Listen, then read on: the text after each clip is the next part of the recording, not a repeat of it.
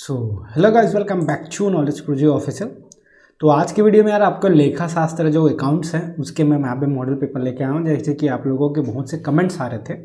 और बता दूँ यार, बहुत ही जल्दी हमारे साइड से आप लोगों के लिए इंपॉर्टेंट क्वेश्चन आएगा, जैसे कि 10th में आया था और आप लोगों ने फोड़ा था। जैसे कि आप लोग जो पुराने होंगे उनको पता है, नए होंगे उनको पता चल जाएगा। तो जल्दी आने वाला है, उसके लिए आपको क्या करना है, बस डिस्क्रिप्शन या कमेंट बॉक्स में आपको व्हाट्सअप लिंक मिलेगा, जाकर जुड़ जाना। तो सीधे अब मेन टॉपिक पे आते हैं। यहाँ पे मैं बता दूं कि जो प्रश्न 11वां है, हम 11वां से स्टार्ट कर रहे हैं, जहाँ पे 4 मार्क्स हैं।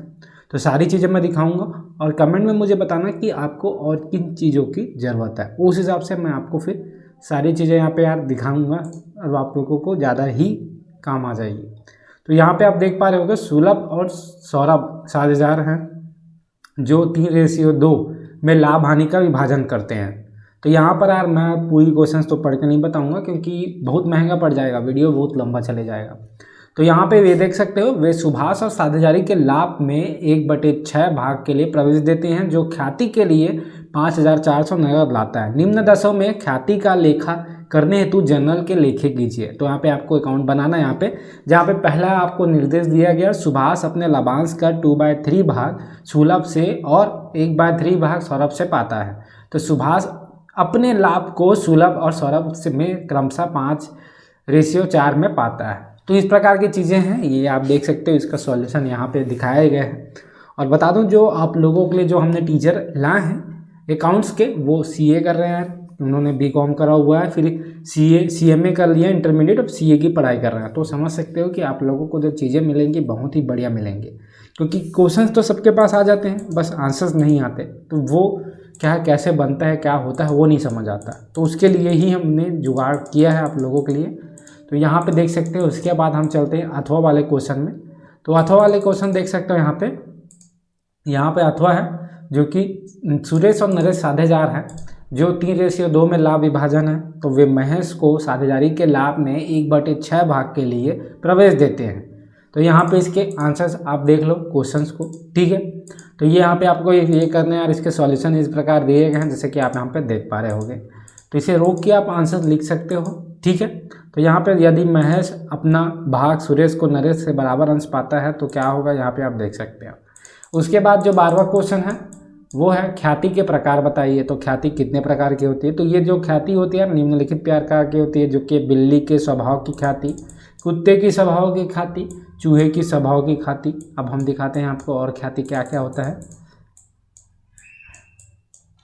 तो यहाँ पे फिर भी विचित्र स्वभाव की ख्याति, ये आप यहाँ पे देख पा रहे होंगे, ठीक है।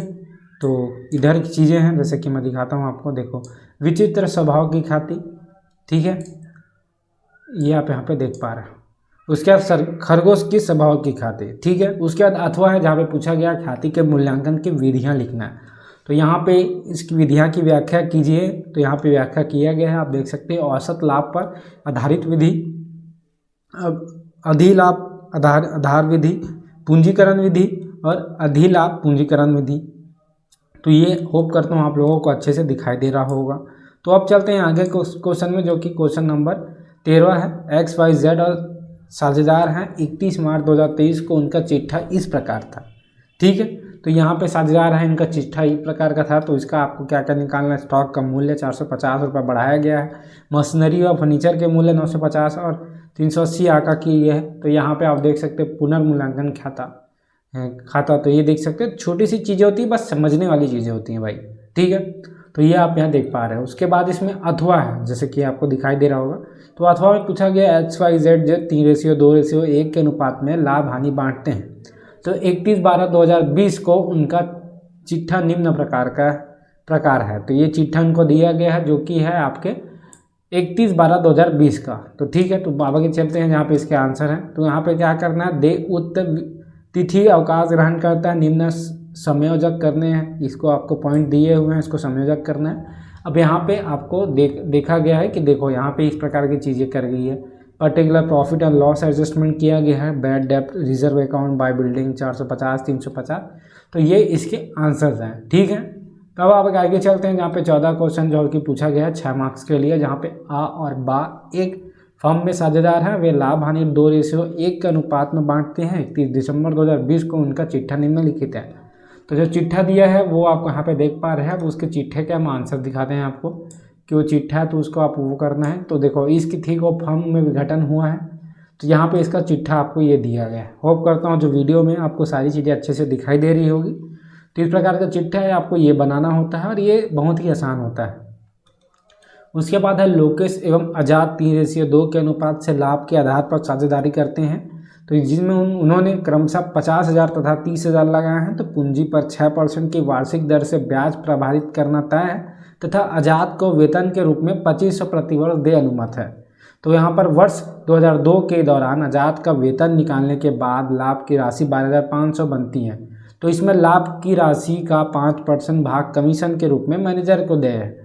तो यहाँ पे जो दर्शाने वाला जो खाता है वो तैयार करना है, जो कि यहाँ पे तैयार किया गया है, जो कि आप यहाँ पे देख पा रहे हैं। ठीक है, तो यहाँ पे देखिए 15,000 और 15,000। ठीक है, तो ये आपको यहाँ पे दिख गया। और ये जो क्वेश्चन है यार इंपॉर्टेंट है, बेहद इंपॉर्टेंट है।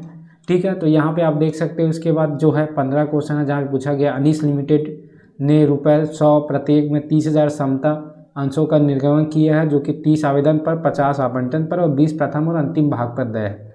तो यहाँ पे आपको तो यहाँ पर कंपनी में आपको क्या है अभिलिखित करना है। तो ये आप यहाँ पे देख पा रहे हैं। ठीक है, तो ये सारी चीज़ें आप देख ले यार।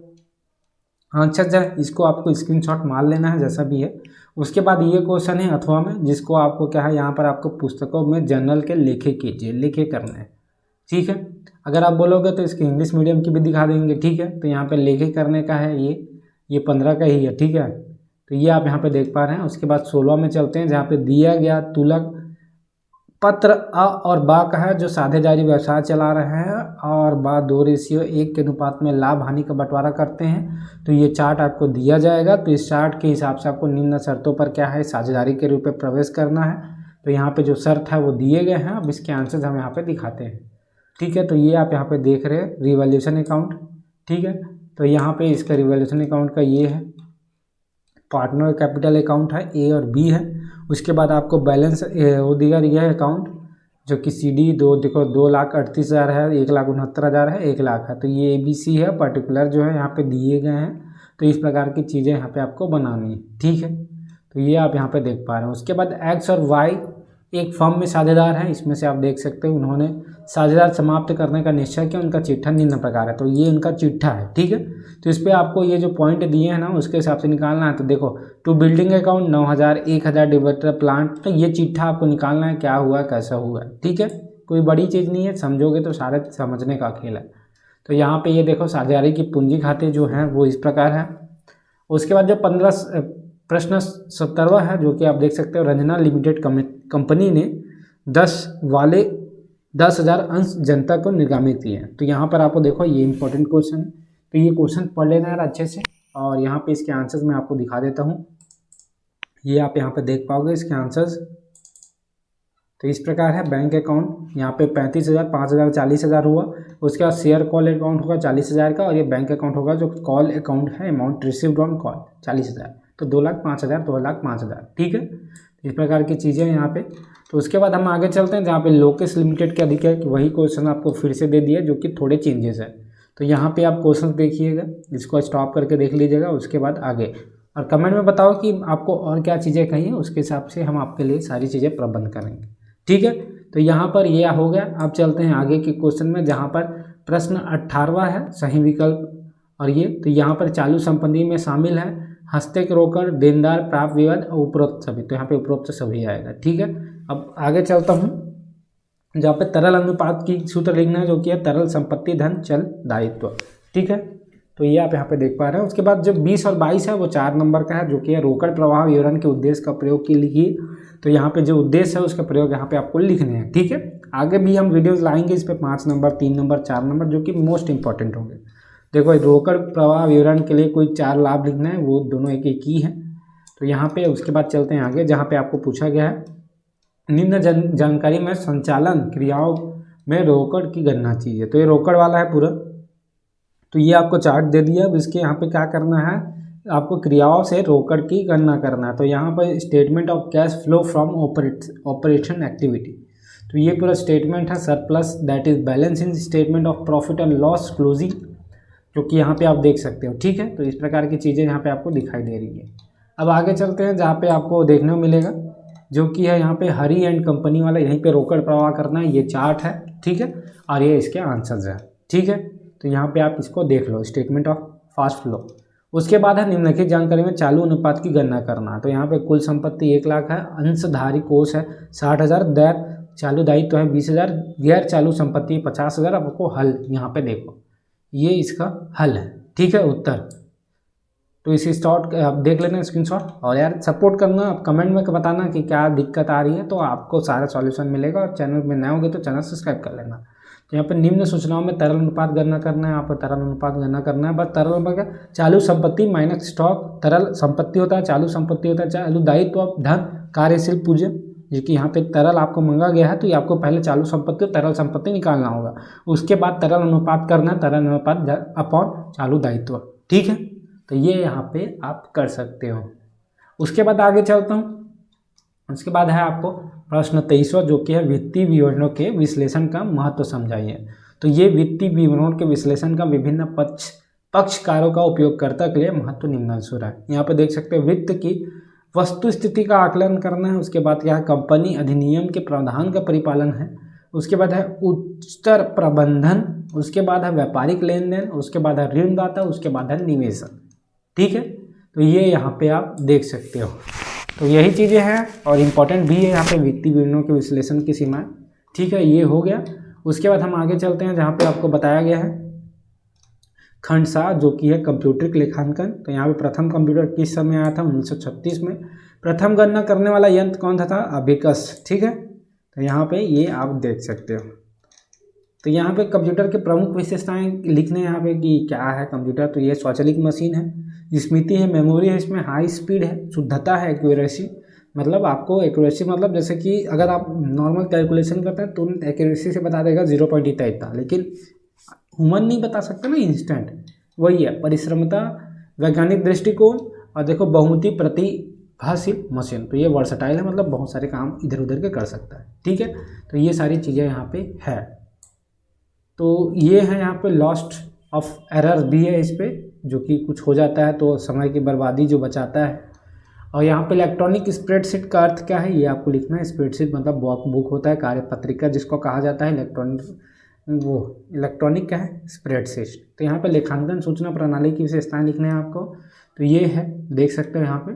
उसके बाद है डाटाबेस प्रबंध प्रणाली के कार्यों का वर्णन करना है, DBMS, डाटाबेस मैनेजमेंट सिस्टम। तो ये है, देखो, data dictionary management, data storage management. तो ये सारी चीज़ें हैं। उसके बाद आगे चलते हैं, जहाँ पे आपको क्या करना है, देखो, पेरोल में कटौतियों को समझाइए। तो पेरोल की जो कटौती है, जो प्रोफेशनल टैक्स है, प्रोविडेंट फंड है, TDS है। TDS मतलब होता है कि जहाँ कर्मचारी की देयता हेतु मासिक आधार पर ली जाने वाली वैधानिक कटौती, TD। उसके बाद है पेरोल के घटकों को समझाइए। पेरोल के जो घटक है उसको समझाना है आपको। तो ये यहाँ पे घटक है कि basic pay, grade pay, dearness allowance, house rent allowance, travelling. तो इस प्रकार की चीज़ें हैं, आपको बहुत ही भीतर से बताया। किसी भी प्रकार के लेखांकन पैकेज सॉफ्टवेयर लेने के पूर्व ध्यान में रखने योग्य बातें हैं। तो ये जो है ध्यान में रखने योग्य बातें हैं, जो कि आप यहाँ पे देख पा रहे हो। गोपनीय का स्तर, संगठन का आकार, गोपनीय, तो ये सारी चीज़ें हैं। तो होप करता हूँ जो वीडियो है पसंद आई होगी तो चैनल सब्सक्राइब करके बेल आइकन प्रेस करना। तो वीडियो में सिर्फ इतना ही।